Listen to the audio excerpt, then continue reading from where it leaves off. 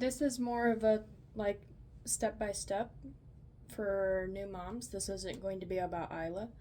This is about like how to make the purees and if you're able to like stop and make a bunch at a time and how to do all of that. So if you just want to see babies, keep it going. So one of the first things that you're going to need is you're going to need to figure out what you are going to make for the baby first.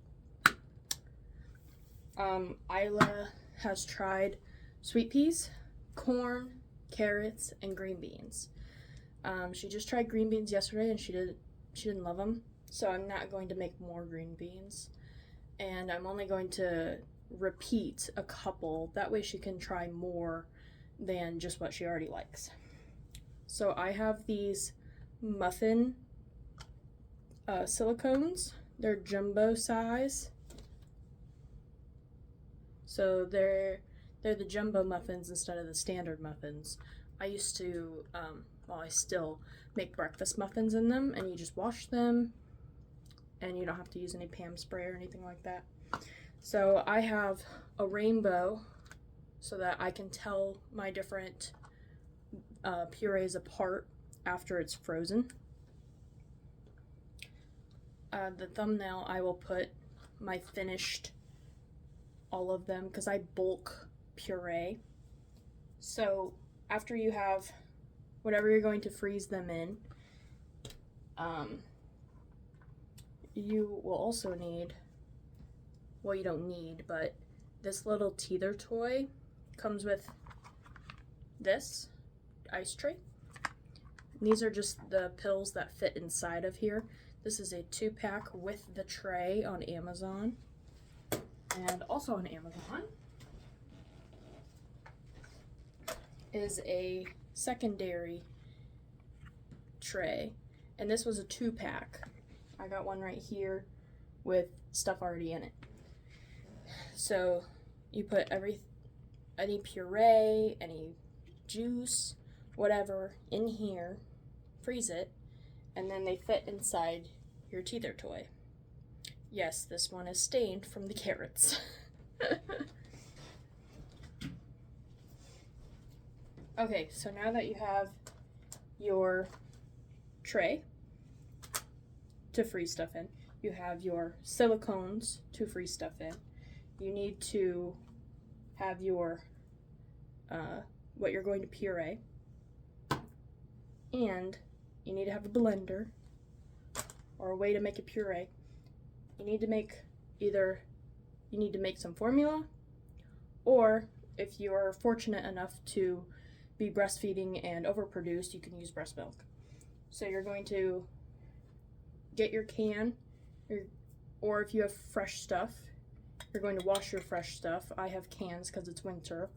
I'm going to open this. I'm going to drain it, and I rinse it off with water so that there's no extra salt.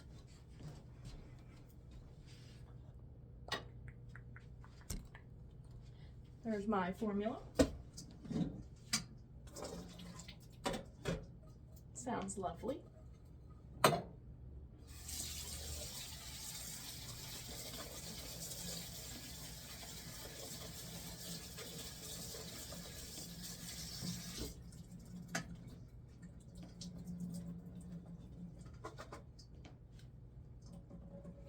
Okay, so now I just have beans, nothing on them, just plain beans.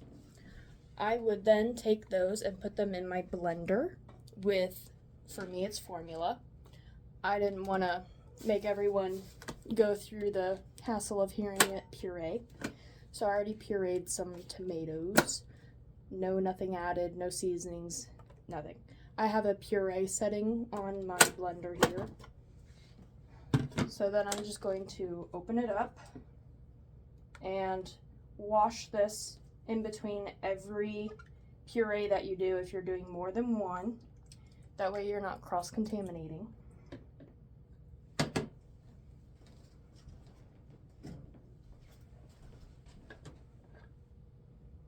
I probably could have just gotten tomato sauce. That's what a smart person would do. But but I wanted to make sure that there was nothing else in it. So I bought, well, I have just diced tomatoes. No nugget. You don't need anything. Okay, now that I have my tomatoes, these are a little bit runny. I only put a splash of formula, and then I remembered how much juice tomatoes actually have. So this is not really the consistency that you want. You want it to be thicker. You don't want it to be soupy. But live and learn, right? So we're going to come over here. Now I have already done black beans. And these are all of the black beans. So now with my tomatoes, I'd say I have a little bit more than normal. So I'm going to use larger cups. I have 5 of this green, so we'll see how many it takes up. And we'll also fill a row of the teether. So I'm not going to bore you with all of them. I will just show you one.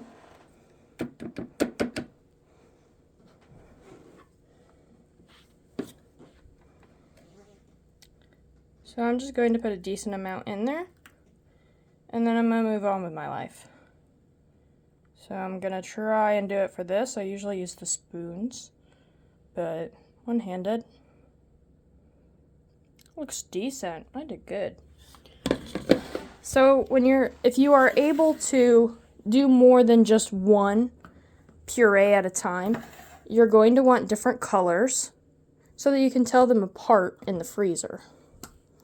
Because you're not going to remember what you put in what. So I like to line mine up. So I have all of the black beans, and I keep this tray in line with what it is, so that I know which ones they are. And then I have my tomatoes, and I'll have all of my tomatoes. I'll have my corn with all of my corn. And at the very end, I will just take a picture, and then I will be able to reference that when they're frozen. This is the second round of doing this. The first round turned out really well. Do I have any in the house? I have none in the house. I will show you them though, because I'm proud of them. Not because you need to see them, because they will be up on the thumbnail. My freezer. Okay, so here's the sweet peas. So this is from In That Muffin, silicone muffin. They froze awesome. She will eat half of it or sometimes the whole thing in one sitting. So the night before, I take one and I put it in like a Rubbermaid or any type of container, and I put it in the fridge to let it defrost. And then the next day, it's usually fine. If it's not, then it's still just a little bit crystallized, and you can leave it on the counter while you change your baby or whatever. So I labeled it. I took out the teether toy pills. This is the green beans.